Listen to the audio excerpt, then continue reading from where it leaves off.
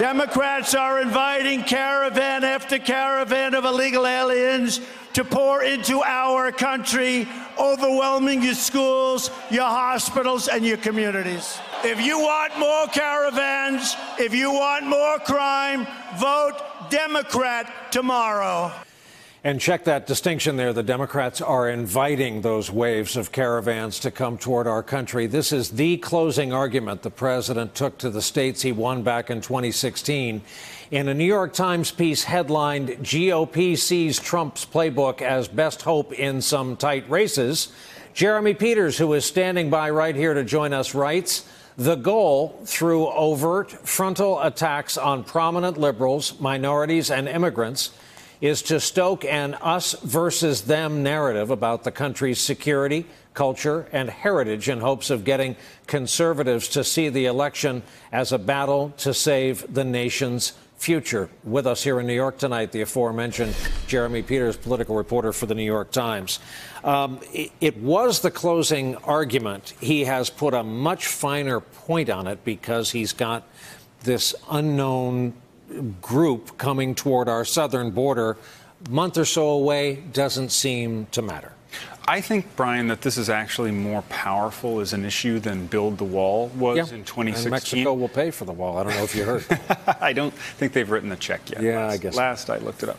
But in all seriousness, this is the visual manifestation of every fear that a voter that is likely to support Trump would have about an immigrant invasion, as Trump has put it himself, as conservative media pundits have put it. I mean, this is a story that has popped unlike anything I think I've ever seen in the last few weeks of a race. I remember being out on the road in Nebraska 3 weeks ago at a Republican dinner, and I pay pretty careful attention to conservative media. First question to the Republican congressman running, woman shoots her hand up, what are you going to do about the caravan? And I hadn't really heard of the caravan yet. But to me, that's where this all started. And to this day, it will be the defining issue for the Republicans in this race, for good or bad, because I think it really shows, it's very, very revealing about the lengths to which a modern American political party will go to stir paranoia and fear among its base. I do want to read you something, noting that you're just back from America, returning to New York.